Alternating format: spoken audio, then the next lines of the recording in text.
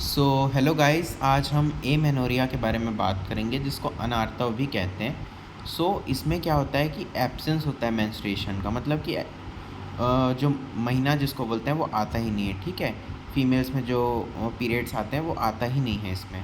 ये दो टाइप्स के होते हैं, एक प्राइमरी और सेकेंडरी। प्राइमरी का मतलब ये होता है कि उसका मेंसेस कभी आया ही नहीं है ना, मतलब अभी आया ही नहीं उसका मेंसेस। और सेकेंडरी में ये होता है कि उसका मेंसेस आया था बट वो जो है एक पर्टिकुलर टाइम पीरियड के लिए वो बंद हो चुका है। ठीक है, अब प्राइमरी एमेनोरिया का मतलब क्या होता है कि इसको तीन कैटेगरी में क्लासीफाई किए हैं, फिजियोलॉजिकल, डिलेड और पैथोलॉजिकल। सेकेंडरी एमेनोरिया जो है वो भी टू टाइप्स का है, फिजियोलॉजिकल, पैथोलॉजिकल। ठीक है, प्राइमरी एमेनोरिया का मतलब क्या होता है, फिजियोलॉजिकल। कॉज क्या है इसमें, चाइल्डहुड। डिलेड मीनार्क कॉज क्या होता है, जनरल डिएबिलिटी, मतलब कुछ कोई वीकनेस हो सकती है किसी प्रकार की, कोई जैसे एचबी लेवल कम या कुछ भी ऐसा कुछ हो वो हो सकता है। पैथोलॉजिकल कॉज में क्या होता है, डेफिशिएंट सेक्रीशंस ऑफ हाइपोथैलेमस और पिट्यूटरी ग्लैंड, मतलब जो ग्लैंड्स होते हैं उससे सेक्रीशंस की कमी होना। Congenital absence of uterus, general debility. Okay, इसके बाद है सेकेंडरी एमेनोरिया। तो इसको फिजियोलॉजिकल कॉज प्रेगनेंसी है, परप्यूरियम है इंक्लूडिंग लैक्टेशन, ओल्ड एज और मीनोपॉज है। पैथोलॉजिकल कॉज क्या है, oestrogen deficiency, disease of the endometrium और जनरल डेबिलिटी। ठीक है, इसके बाद ओलिगोमेनोरिया, इसका कॉज क्या होता है, oestrogen deficiency, general debility. Hypomenorrhea, estrogen deficiency, general debility, infection, inflammation of reproductive organs, chronic cervicitis. ठीक है, इन्वेस्टिगेशन में क्या करेंगे, ब्लड आरई करेंगे, टीएसएच करेंगे, T3 T4 LH FSH और ब्लड शुगर लेवल, ये सब आपको टेस्ट कराने हैं। यूएसजी, इसमें लोअर एब्डोमेन का यूएसजी आपको देखना है। भाई लोअर एब्डोमेन का यूएसजी देख के आप देख सकते हो कि भाई कहीं कोई सिस्ट तो नहीं है या कोई ऑब्स्ट्रक्शन तो नहीं है जिसके कारण से ये ऐसा कोई कॉज हो रहा है। ठीक है, पैथोलॉजिकल इसमें ट्रीटमेंट कैसे करना है आपको, तो पहले तो कॉज समझना है कि भाई एमेनोरिया हो क्यों रहा है, कहीं कोई गांठ तो नहीं बनी है या कोई हार्मोनल इम्बैलेंस है, तो उसके अनुसार आपको मेडिसिन स्टार्ट करनी है।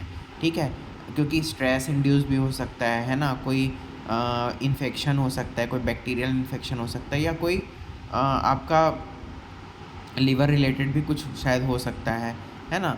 तो इस प्रकार से आप देख सकते हो। तो नस्त पुष्पांतक रस 2 टैबलेट आप दे सकते हो खाने के बाद।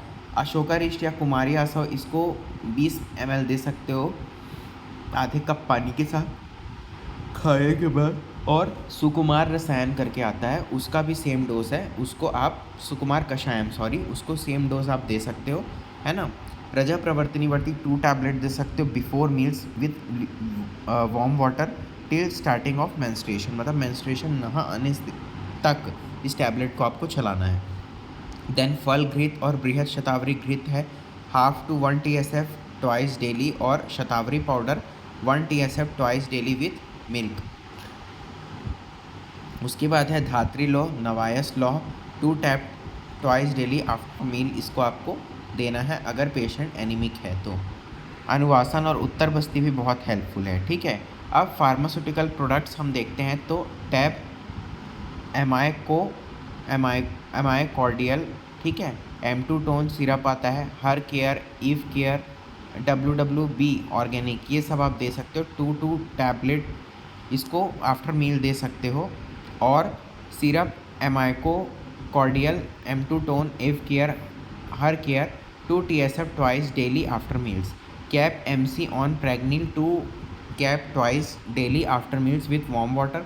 शतावरी टैबलेट यूज़ कर सकते हो या सिरप यूज़ कर सकते हो, 2 टैबलेट 2 TSF, इसको डेली आप यूज़ कर सकते हो। होम रेमेडीज़ में क्या है, तो काली तिल का जो काढ़ा बना लो आप, उसमें गुड़ मिला लो और उसको मॉर्निंग में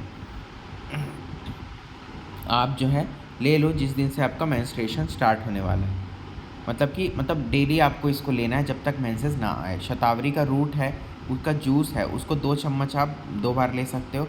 अशोक का जो काढ़ा होता है उसको आप 30 ml ट्वाइस डेली यूज़ कर सकते हो। तो इस प्रकार से हमने एक छोटा सा टॉपिक था अनार्तव, उसके बारे में पढ़ाई किया और उसकी जो मेडिसिन्स है उसको हमने यहाँ पे देखा। नेक्स्ट क्लास में एनल फिशर्स के बारे में बात करेंगे। Thank you.